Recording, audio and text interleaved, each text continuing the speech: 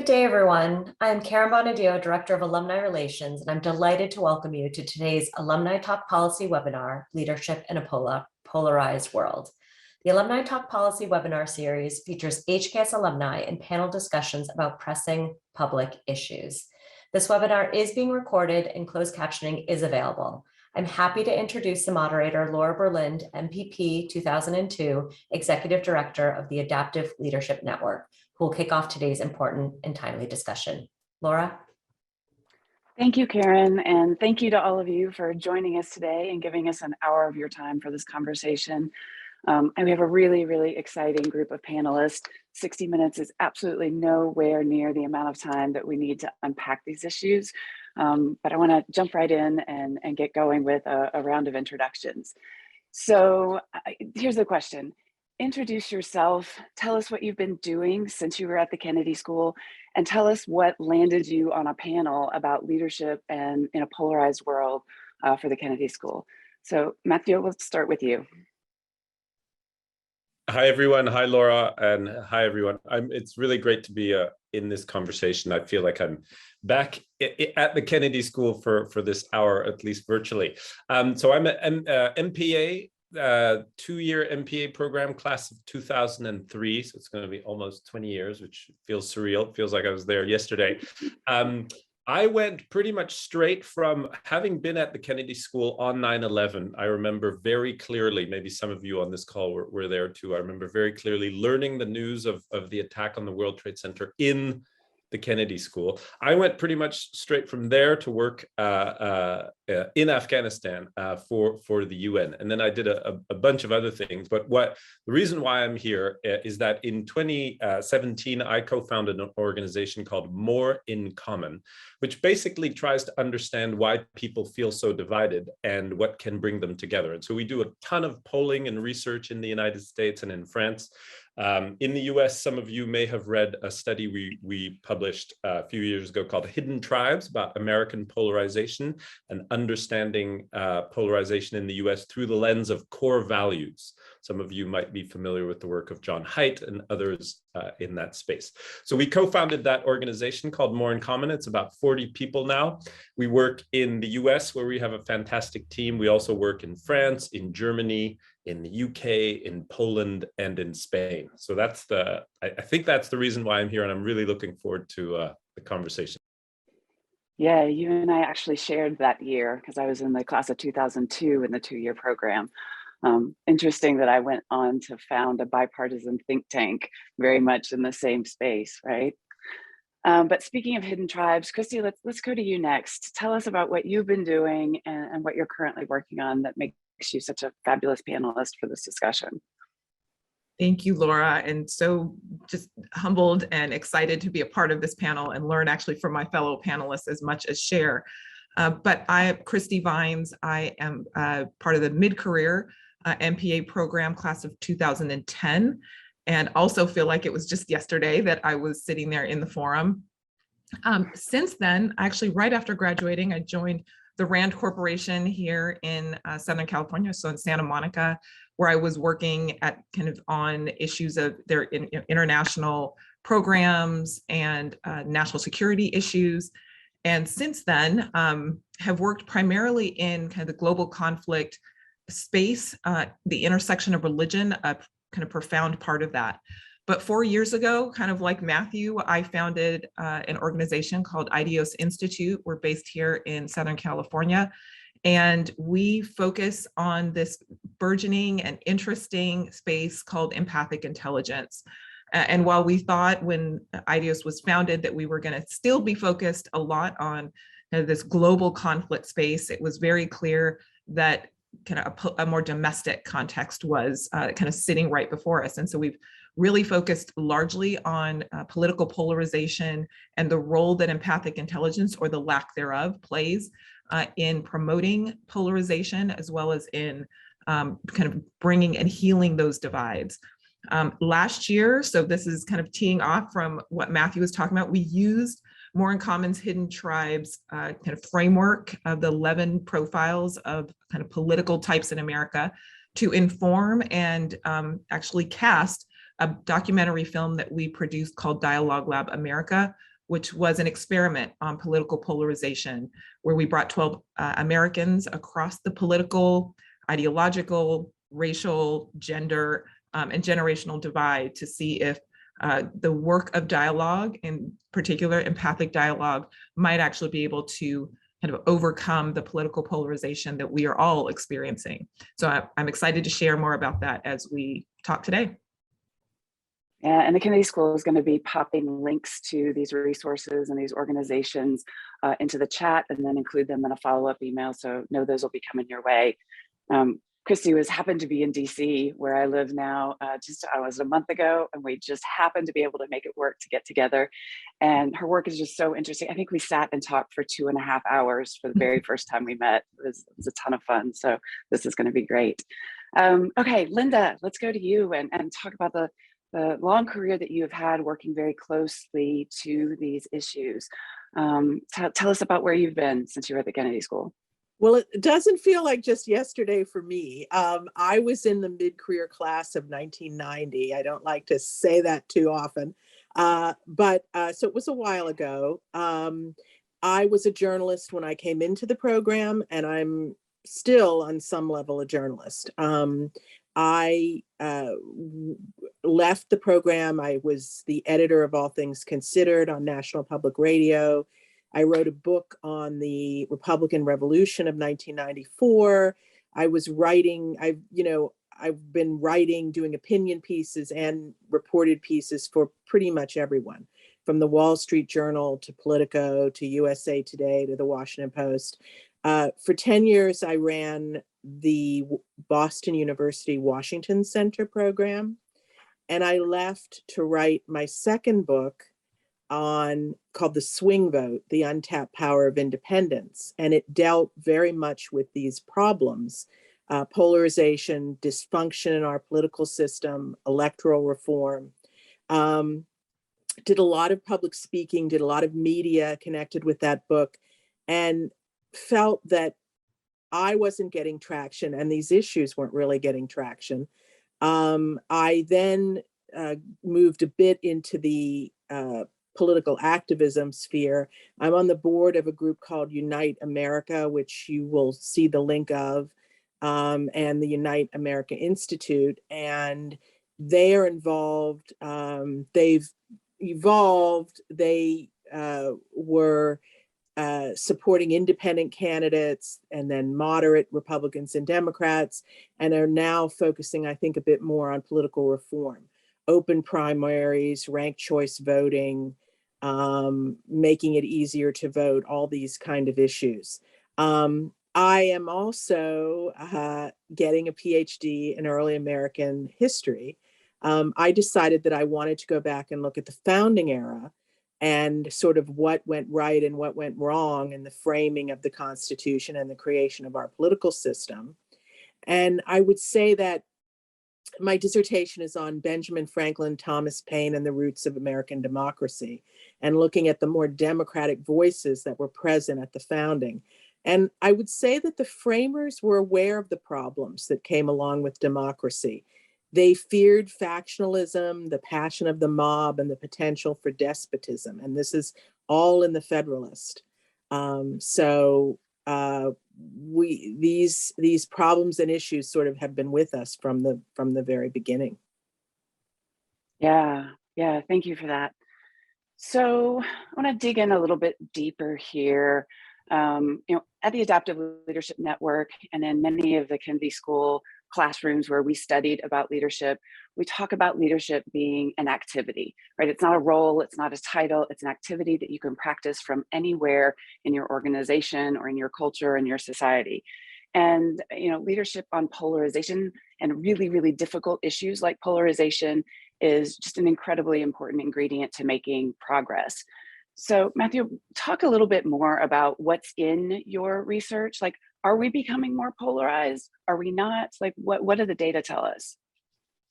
Yeah, thanks very much. And I'd love to learn from all of you also about that intersection between leadership and polarization, because I really do think that polarization is one of the issues of our time.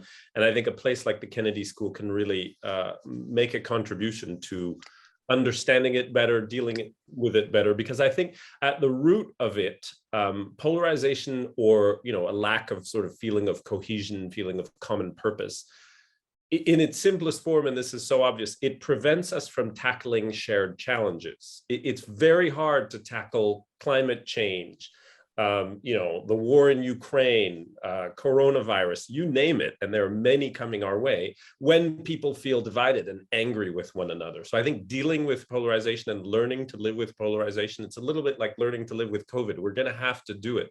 And I think like a place like the Kennedy School could really, really make a contribution. Obviously, there's a ton of literature on polarization, and some countries are different from others. I think the way that we look at it at More in Common is that when you go beyond the surface of people's opinion, do they agree or disagree on any issue? And you go into sort of the bottom of the iceberg of people, how people view the world, how people perceive threats, how people relate to in-groups and out-groups. When you go down to the bottom of that iceberg, which we did with our research, hidden tribes in the United States, but also very detailed segmentation mappings in other countries, what emerges is that when you go beyond a sort of 50-50 world, do you agree or disagree on one issue? When you look at it with a little bit more nuance, it's a much more complicated picture that emerges, which is why in the United States, we talk about these 7 tribes, and we have a very detailed profile of these 7 groups of people.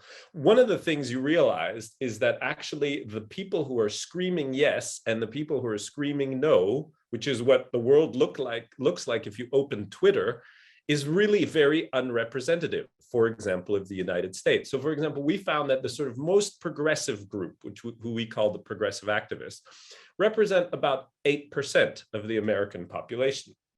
And on the other end of the spectrum, so they have sort of open universalist values. They're, quite familiar to all of us, but they're really fewer than 1 in 10 Americans. At the other end of the political spectrum, we talk about a tribe called devoted conservative, very closed, very, there too, you can sort of guess their orientation, but it's described in great detail then in Hidden Tribes. They're only 6% of the population. But if you look at the news, if you look at Twitter, you feel like this is the world, but it's really only 6% talking to 8% of people. So actually, when you ask people a little bit, beyond a soundbite, and when you listen to people, and we have this fantastic tool called Hidden Americans in Conversation, it's called, and it's 250 Americans representative of our groups talking all the time. And it's just such a hopeful project listening to them, because actually when you go beyond the soundbite, they agree on so much. So the short answer is we are not as polarized as you might think we are. However, there are certain accelerating factors, like some political leaders, and Donald Trump is certainly one of those, who have a tendency to sort of exacerbate passion and activate what's called effective polarization, where essentially you gather around a leader and then you travel around from issue to issue with that leader. That is quite dangerous because it sort of accelerates the trend of polarization. There are other things that are quite new. Social media, I'm sure we're going to talk about social media in the context of this panel. Some of you may have read Jonathan Haidt's new piece in The Atlantic about the past decade, where he really points the finger at social media as an accelerating factor. So there are things that one really has to be watchful of. But I think overall, the message I'd like to convey is that, when you go beyond that soundbite, when you go beyond that picture we're sold of a 50-50 world, actually people agree on way more than you might think. In Hidden Tribes, we described a huge group of Americans that we call the exhausted majority. And one of the things they share very deeply is that they are exhausted about the nature of political discourse and the public discourse and the nature of the public conversation. And it's also true in France. It's true. Go ahead, Linda. Can I follow up on that? Because I couldn't agree more with everything Mathieu said, but I wanted to explain that exhausted majority is not represented in our current political system. Yes, and it's because The two parties have done that on purpose. They have shut out the people who are not either the big donors or the activists on the left and the right. And the Unite America Institute, which I think you are going to be sending the link, has done some studies on this and found that in 2020, only 10% of voters effectively elected 85% of Congress because of closed primaries and heavily gerrymandered districts, where the winner of the primary is the de facto winner of the election. And their research showed that in March in the Texas primaries, a tiny 6% of voters determined the outcome in 95% of the congressional districts. So politicians are incentivized to play only to these donors and their activist base. And this is seriously impacting their ability to legislate. Because if they dare to cross the aisle and try to compromise and legislate, they are vilified by their base. Look at Mitt Romney and his reputation within the Republican Party. So I have some solutions to this, but I don't know if this is the stage at which you want me to mention them. Let's hang on for just a second before we get to solutions, because I want to unpack. I think it's interesting that More in Common's work is not just based in the US, right? It is around the world, speaking more to the human condition of what happens to our brains when we're in polarized spaces. And what I hear with my leadership lens that you all are pointing to is that leadership right now in a polarized world requires an appetite for nuance and detail and complicating the narrative, something I learned from John Haidt, right? Complicating the narrative. And Christy, I think your work really helps put a face on some of these ideas. Could you tell us about an example or tell us a little bit more about the work that you did with this group of people and help us get a human face on some of these ideas and some of these data? Sure. And actually, if you allow me a moment, I want to piggyback on something you just brought up about this idea of leadership and what it takes to be a true kind of leader in this moment we're all in. And Jonathan Haidt's article points to a lot of this. But I think one thing we have to recognize is that in times like this, leading in polarized time requires a lot of courage and risk, which is something we're seeing a lot of leaders, both in the political sphere, but also in the marketplace, unwilling to do for a number of reasons. And I think what spaces like this, as well as even why we did a documentary film, is because it becomes a safe space to explore some of these tools and skill sets that right now are not largely in demand, because we have found, and Linda points to this really well, that the extremes right now are winning. They have the loudest voice, the loudest platforms, and we can talk about the reasons through social media, traditional media, and many others why that's happening.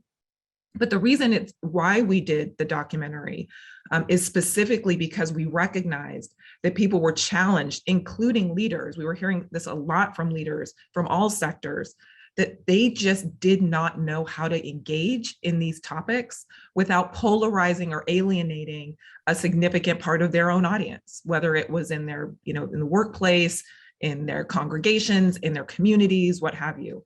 And so that was really the motivating factor.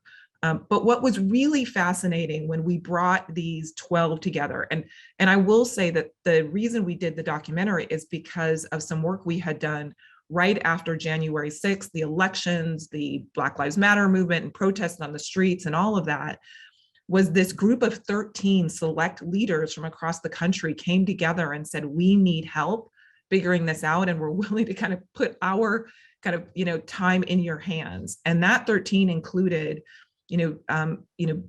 leaders from the private sector, philanthropy, academia, as well as political appointees who were stepping down from the Trump administration or who had worked in the Obama administration. We even had an individual who had been on the steps of the Capitol on January 6th. But that was completely off the record. We couldn't publicize it. We couldn't share names. And so we decided, let's do a film and see if we can show the world the power of dialogue, especially the empathic dialogue work that we're grounded in. But you ask about kind of a face for this. it was every face. I mean, we had somebody who, was part of, an Afghani American who was working with the military to, in this long, recently ended war in Afghanistan, who was an advisor to our military, all the way to, young millennials and Gen Zers who had experienced, mass shootings on their campuses, or who were engaging with, faith and politics and culture in really interesting ways.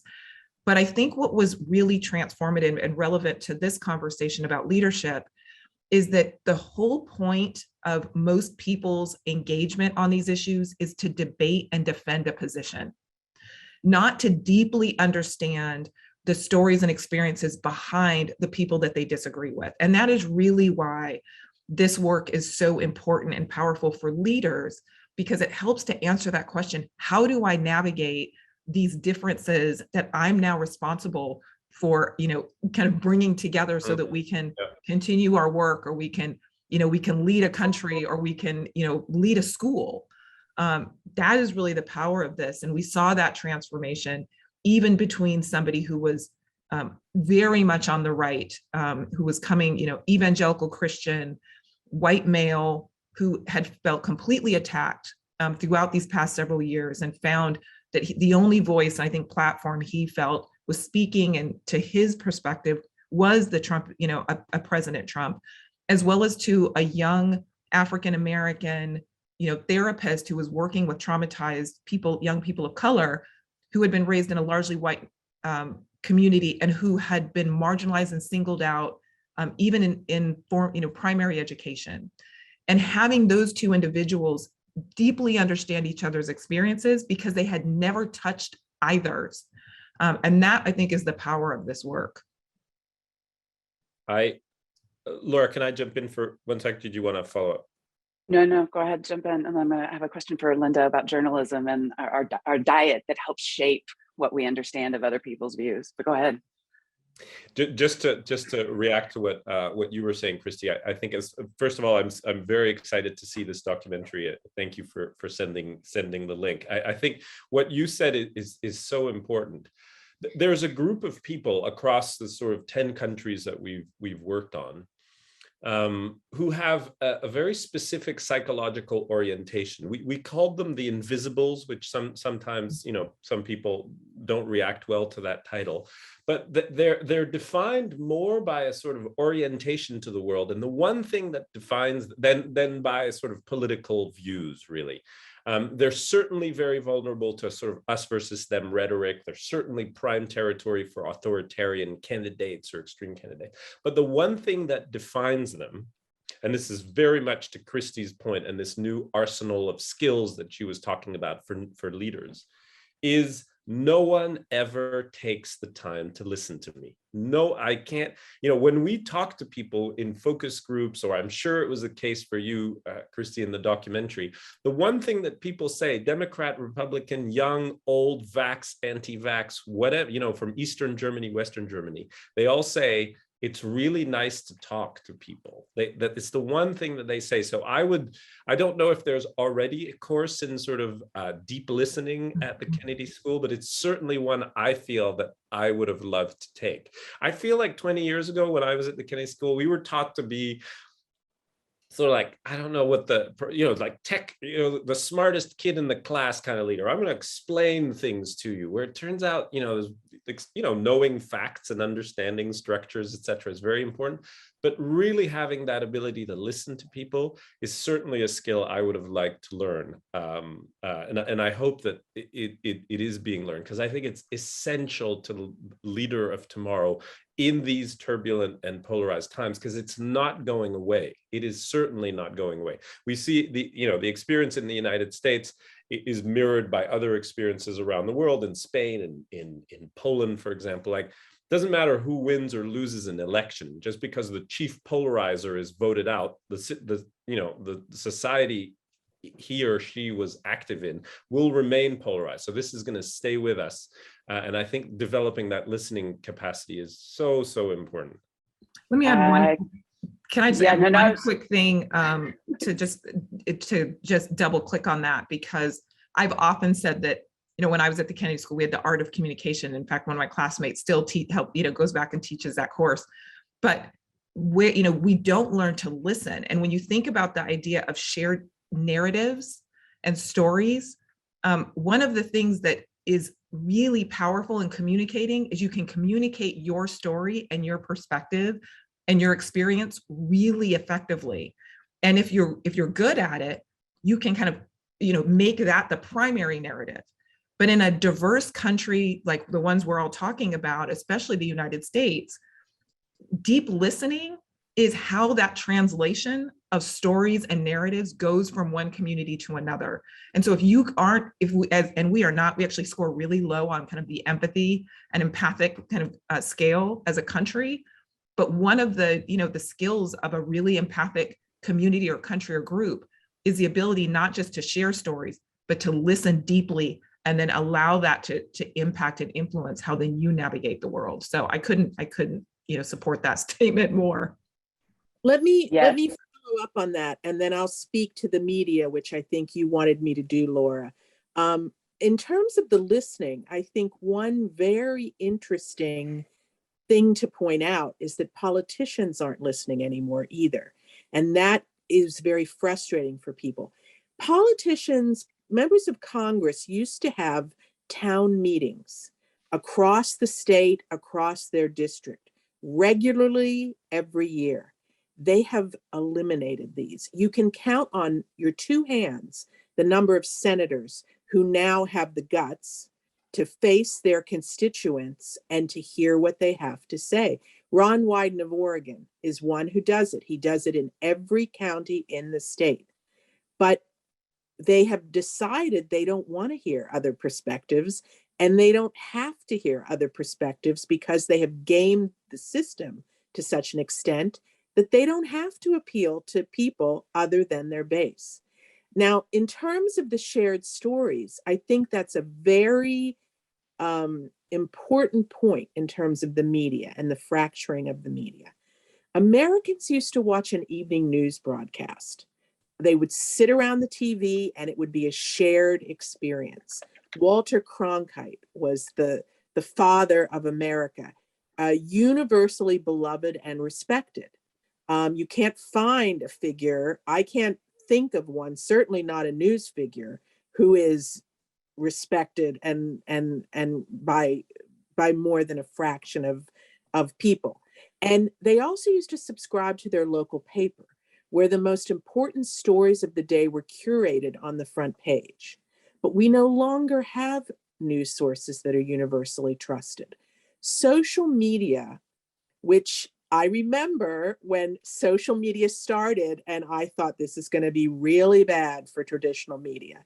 And everybody said, well, let 1,000 flowers bloom, and citizen journalism and all this stuff. Well, that's fine until you have tons of falsities and tons of crap that is just washing over people. And it's not curated anymore. And people are in their silos, and they are only sort of reading what they want to read or seeing what they want to see. And they're no longer exposed either to universal truths or to other points of view. And now we have, they choose their own news sources, which reinforce their prejudices and political views. And now we have politicians using outrage and fear and social media to motivate their supporters. So that's sort of where we're at this point. Anyone want to respond to that? Whether you think journalism, media is doing to influence polarization? And I'd be interested how you see that around the world too, not just in a US perspective. And I would add that traditional media, you and I, Laura, when we had a preliminary conversation in preparing for this panel, there are many, many, many criticisms that can be leveled at traditional media, I think now. And I think journalism is failing the American public in many ways. But I think the broader picture is that it's so financially under siege because of social media that that is the overriding thing. Sort of, you saw these layoffs at the CNN. That was an online venture that failed, but the number of journalism jobs has shrunk dramatically over the past decade. And this is sort of it, they're sort of under siege and trying to protect our democracy at the same time. Yeah, I mentioned that, and I mentioned that study that a journalist friend sent to me that saw a relationship between the lack of local journalism and the decreasing trust in that the public have in their public officials. And this particular study talked about a decrease in municipal bond ratings that reflected a lack of trust in the folks that were making decisions about their local government, which I thought was just fascinating. Christy, you're going to say something? Yeah, I just think that there's, again, we're kind of talking about leadership, and I think what Linda was just sharing underscores the need for a new generation of leaders who are willing to kind of buck the trend. I think, those of us who came to the Kennedy School came in large part because we sought out some form of influence or learning about how to lead in whatever context we were coming from around the world. And I think in some ways, leadership has largely failed us. And I don't blame leaders because they have a job to do in large part. But I think what this has done is it's created a space for a new generation of leaders who are willing to go back to what are the values of the industry that I'm called to lead? What is the purpose of my role here? And it goes back to this idea of courage and risk. I think if we had more CEOs, more religious leaders, more political leaders who are willing to say, standing on principle and values for what it is this industry or this role is supposed to contribute to the common good is in fact more important in this moment than, again, shareholder value, and in some parts, even survival of the organization itself. Because if we don't have leaders like that, and I think those of us who worked in the global conflict space and who recognize even the moments in our recent history where we've as a country and even as a Western society have moved up the conflict ladder, I think many of us are fiercely afraid. And I think the Atlantic article points to this.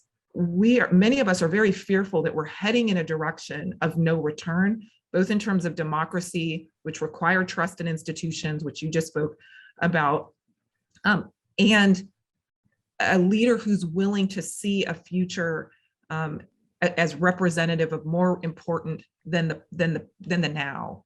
And I'm not sure we have enough of those. Certainly, those who have enough of a loud enough bullhorn to really push this country in a direction that's going against largely the tidal wave and the onslaught that we are, I think, all experiencing the results of. Laura, can I talk about some specific solutions that people can think about in terms of the political system? Yeah, we've got about 5 minutes before we're going to open it up to audience questions. So just know that that's the time boundary we're working with. But yeah, what are some of the solutions that you see from where you sit? Okay. I talk about some of these in the swing vote, and I'm assuming we have people from all over the country. So I want to talk about what's going on around the country in cities and states. One thing we really badly need is reform for drawing legislative districts, because this has been an area of terrible corruption and it's been terribly corrosive to the system. And California has led the way in creating a system where they have a tripartisan citizen commission, Republicans, Democrats, and independents, and they draw the legislative districts. And to the extent that they can, in terms of where people live and the sort of siloing that's going on in terms of where people choose to live, they have much more competitive districts. We need to boost turnout by creating better vote at home systems. Replace party primaries with open, nonpartisan primaries in which all candidates and voters can participate. Restore the Voting Rights Act and ranked choice voting, which Unite America has recently adopted support for this. Alaska is a state where it's been approved. And this makes it easier for someone like Senator Lisa Murkowski, a Republican, not to be beholden only to party leaders and extremists, but to cross the aisle because she knows she can get votes from others. It's also been approved in 23 cities and in Utah and Maine. And there are currently efforts underway to pass ranked choice voting this year in Nevada, Missouri, Hawaii, Washington, D.C., San Diego, Portland, Oregon, and several other cities around the country. And then there are future efforts. There's going on in Minnesota and Wisconsin, Georgia, Vermont, Colorado, Arizona, Oregon, Ohio are considering this for future years. There's an open primary effort going on in Pennsylvania. Virginia is a good story, bad story. It leads the nation in new proposed restrictive voting legislation. This is also going on, where state legislatures are trying to pass legislation to restrict voting, to insert partisan people into vote counting and vote assessment. This is very scary. And citizens need to be aware of this. The ballot initiative and referenda processes were created during the progressive era as part of the effort to create political reform. And that's exactly what they are, is a venue to push political reform. Yeah, thank you for some of those concrete examples of what's at least happening here in the US. Mathieu, I want to give you one last chance to maybe speak a little bit more to a kind of a global, are any of the countries that you're working in doing any better or doing things that we ought to take note of in the US? Sure, yeah. I mean, I will say that certainly of the sort of 6 countries that we know very well, because we have national teams and phenomenal national leaders studying polarization in their countries, I think the US is in the worst shape by quite a distance. There's just it's just very hard to, you know, in other countries, we have published things on the culture wars with parties from across the political aisle. We've even, you know, gone into, you know, partnerships with various actors across the political aisle, funders across the political aisle. In the United States, it's just much harder to do. So I do think that it's just worth pointing out that the United States is not in the greatest shape. However, as Linda was pointing out, there are lots of things that can be done. I think some of the assets that are under attack in other countries are things like public broadcasters. I mean, the value of having a universally trusted public broadcaster like the BBC, for example, as a uniting force is just huge. And so whatever can be done, local news can still be saved in the United States, as you were saying. I published in the chat a project we did called the Perception Gap. And what the Perception Gap does is basically ask Democrats in the United States, what do you think a Republican's view is on a whole bunch of issues? Police violence, race, you know, admission to college, a whole bunch of stuff. What the Perception Gap study shows is that really people on one side misperceive what the other side thinks. They think the other side holds much more extreme versions or opinions by about 30%. So there's a misperception. And one of the things that accelerates the perception gap is readership of sort of national newspapers, unfortunately, with the exception of USA Today, which does better. What reduces the perception gap is local news. People who read local newspapers have a better understanding of what's happening across the political aisle. So there are sort of green shoots in the United States, but you know, every effort must be made to sort of bolster them. Yeah, so that's sort of a quick comparison of some things. I will say that I think perhaps in the democracy space, in the United States, a lot of effort is being made at the sort of technical level, the institutional changes, which are really important. They are really important, but they will be even more effective if they're accompanied by sort of more of the narrative work that we were talking about earlier, the empathy work, a sort of story of how we talk to one another in the United States. If both of those things happen at the same time, and from where I'm sitting, I'm seeing a lot more money go into the sort of technical stuff and less into the, sort of like narrative stuff, which is harder to do in a way, but I don't think one can go without the other.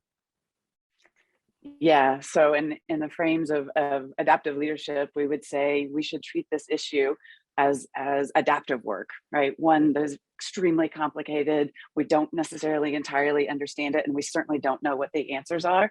And there are going to be some technical solutions and some adaptive work in progress that can be made. Yeah, okay, so many places to go here, but I want to give our participants a chance to ask you guys questions too. So if you are out in our audience today, if you will use the raise hand function, and then you will get a message from one of the Kennedy School folks, and then you'll be able to turn on your mic and turn on your video and ask a question of any of our panelists. So just let that option is out there. And we'll keep going. Christy, you look like you wanted to respond to what he was saying. I'll let you go ahead. Yeah, actually, it was kind of a tangent, I think, a little bit, because I think the unspoken kind of elephant in the room that we've all touched on but not spoken directly to is the impact of social media. And I think Jonathan Haidt did an incredible job kind of speaking to this moment. But one thing I always try to kind of challenge people to remember is that technology is driven by people. The algorithms are written by people, and tech companies are run by by people. And I think one of the things that, excuse me, one of the opportunities that I think we have right now is to think about how we even think about social media and the algorithms that we are writing that influences how people are thinking and consuming information. And is there an opportunity? Is there an adaptive leadership opportunity here to think about the future of those engineers and those tech experts and this, the social psychologists coming together and thinking deeply about how do we actually think about artificial intelligence in the future of technology, and how things like empathic intelligence, how things like, the work that so many organizations are doing about, division, consuming media and stories, how that can actually be influenced in a positive way. I don't think, so often I think we just throw up our hands because social media is this behemoth, and think, oh gosh, the train's already left the station, there's no stopping it. But I do think there are incredible opportunities and learnings that have come from it that we can now use to actually change it for the better. Yeah. We've got a question in the chat from Raleigh Cole.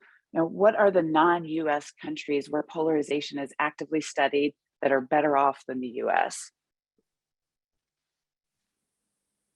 The literature on polarization is enormous, and there's tons of cross-country studies, and there's also different measurements of polarization, etc. So it kind of, it probably varies from one ranking to the next. But I would say, sadly, most, certainly Western democracies are better off than the United States on polarization. Perhaps I would have said before the war in Ukraine, I would have said Poland is a close contender, because Poland was extremely polarized. But the war in Ukraine and a common enemy has united Poles, temporarily at least, like nowhere else. I mean, certainly the UK is much better off than most places.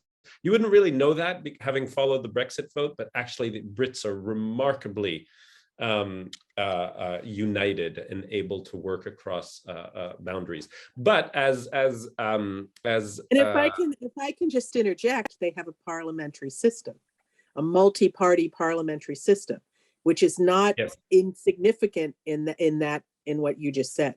Yes, that is very true. Yes. Although yes, that is very true. But I also, to same with Germany. Germany. When you have to form a coalition government, you have to work together, and the systemic things are not insignificant. I agree. No, I totally agree.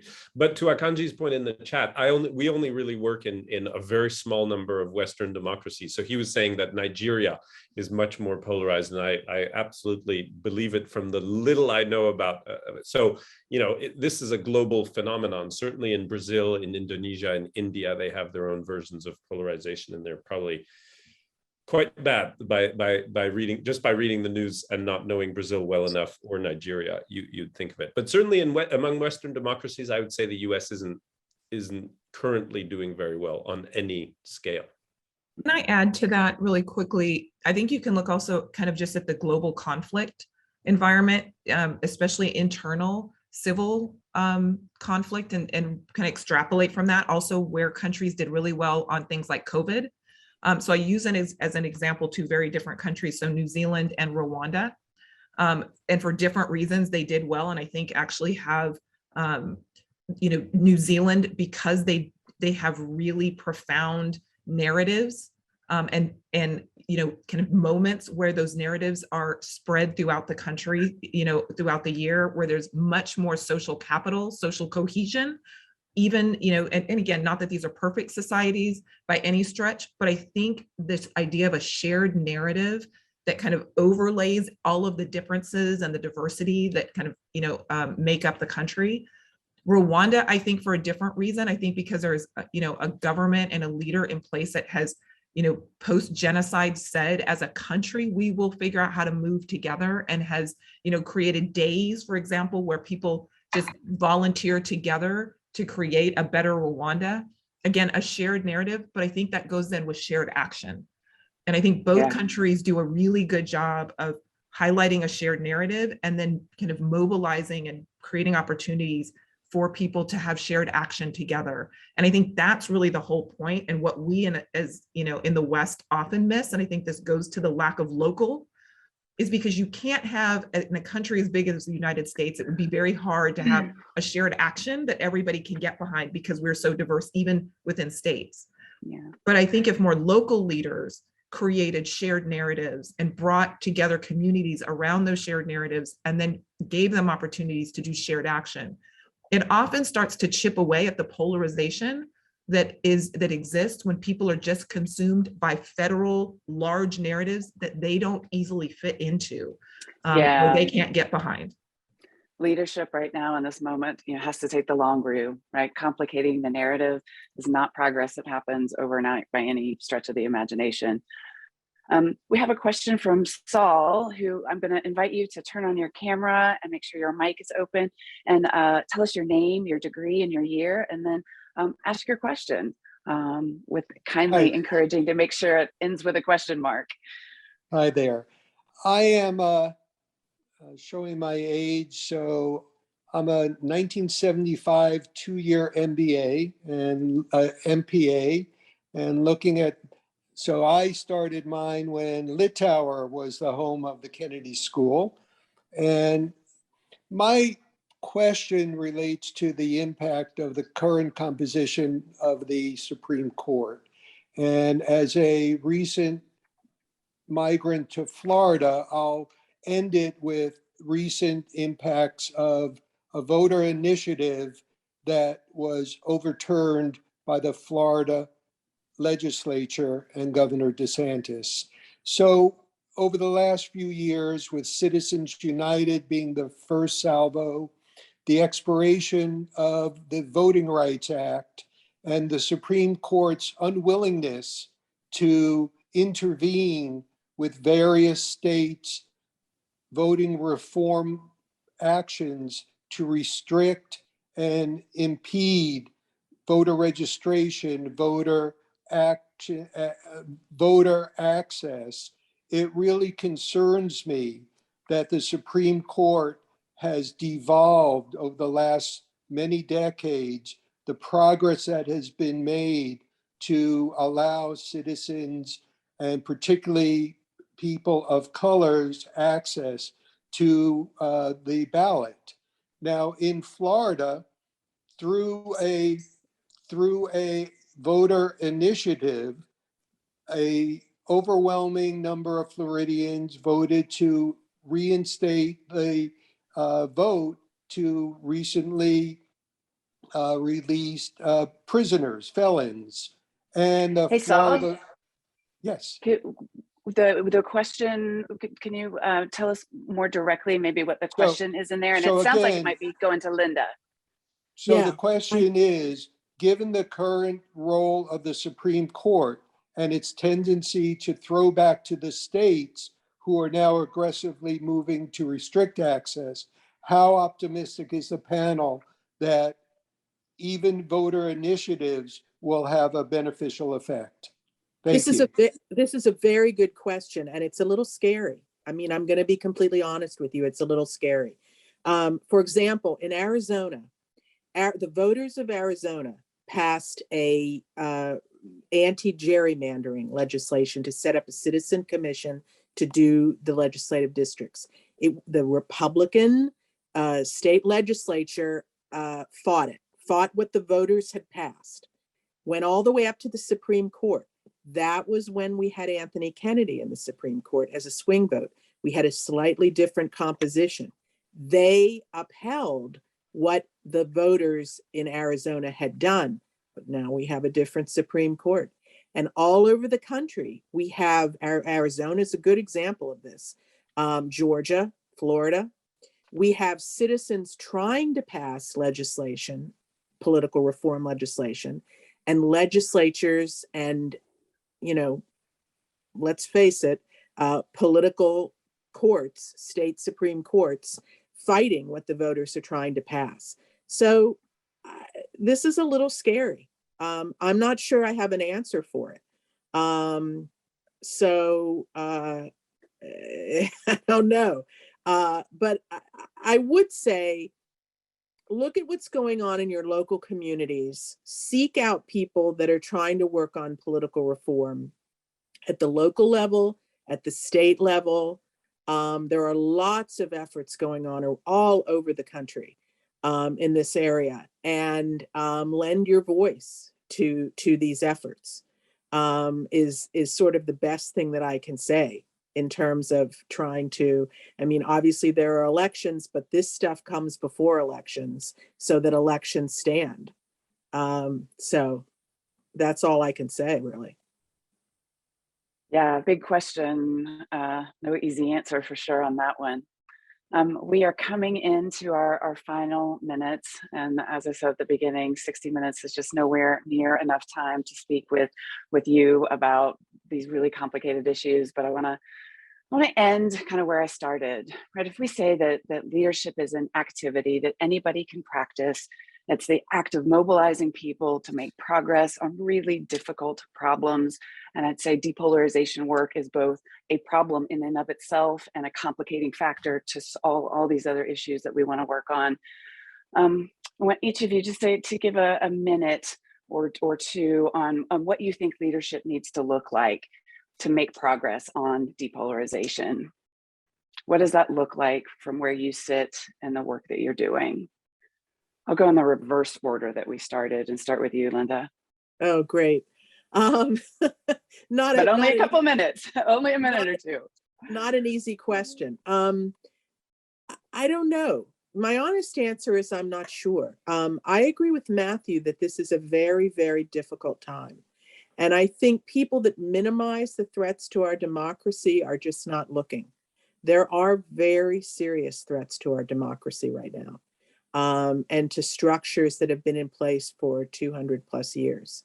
And I think sunlight is the best disinfectant. I think paying attention, not tuning out, not getting discouraged, not getting overwhelmed, trying to talk to people that don't, this would sort of follow what Mathieu and Christy have been talking about for the hour, trying to talk to people that don't necessarily agree with you on some things, but trying to have an open discussion, and trying to get involved to the extent that you can to try to promote some electoral reform and to try to promote organizations that you think are trying to push positive change. Yes, ma'am. Mathieu, what do you say? I think that is totally right. So I would say just that listening piece again, really, really important. Just work on that skill. I include myself in that list of people who need to work on that skill way more. The second thing is to perhaps for a Kennedy School crowd to take one step back and look at the world again through two new prisms. The one prism is to accept the fact, to look at the world through the prism of people and not issues. It turns out very few people care very passionately about issues. People at the Kennedy School are an outlier group. They care very passionately about, whatever it is, climate, immigration, voter systems reform, etc. Most people in the United States don't view the world that way. And if we try to force, if we try to bring people to our issue, say, oh, how can I persuade this group of persuadables to come to my issue? I think we should be doing the reverse. We should be taking our issues and be like, how does this work in this person's day, in this person's environment? So un-Kennedy School ourselves a little bit. And related to that point is accept the fact that not only do people not really look at the world through the prism of issues, and certainly not one issue, very few people look at the world through the prism of one issue. Some people might say there's a division in the world between people who agree or disagree on any one issue. Actually, I think the main division in the world is people who are quite political and the vast majority of people who are not political. And that group is increasing because they're tuning out of a conversation that they perceive as totally toxic and not good for their mental health. So most people are not political. That's just not the way they look at the world. And if you try to persuade them or engage with them on those terms, on political terms, you're just not at the right frequency, I think. So that's something that we could learn and do. I think, and Kennedy School ourselves, you're going to get us fired as panelists, I think, on this, but I hear what you're saying. My last word will be really to make a plug for the Adaptive Leadership Network. If you liked this conversation, we do this every day at the network, and I would encourage you, give me a call. I'd love to talk to you about what we do and get you engaged if that's interesting or helpful to your practice. But Christy, I'm going to give you the last word. What does leadership look like in a depolarized world? I think it's in the depolarizing world.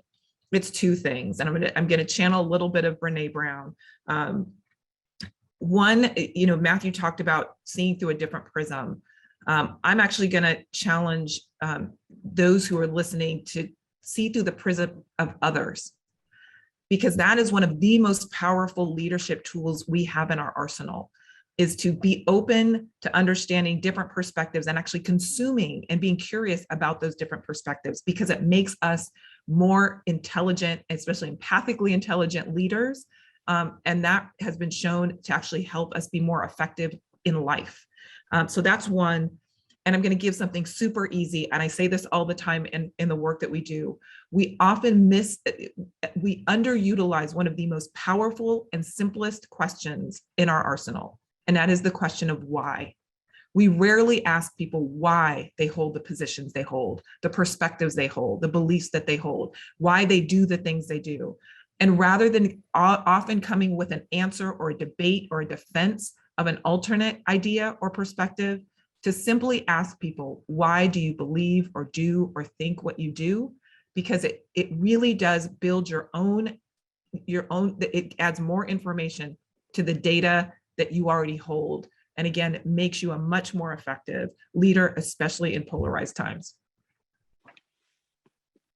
Period.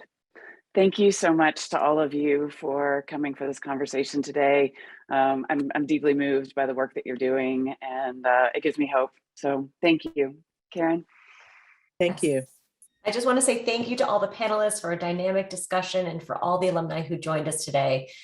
We hope you enjoyed it. And we look forward to keeping you engaged in the future months. For the most up-to-date school news and events, please visit the HKS alumni website.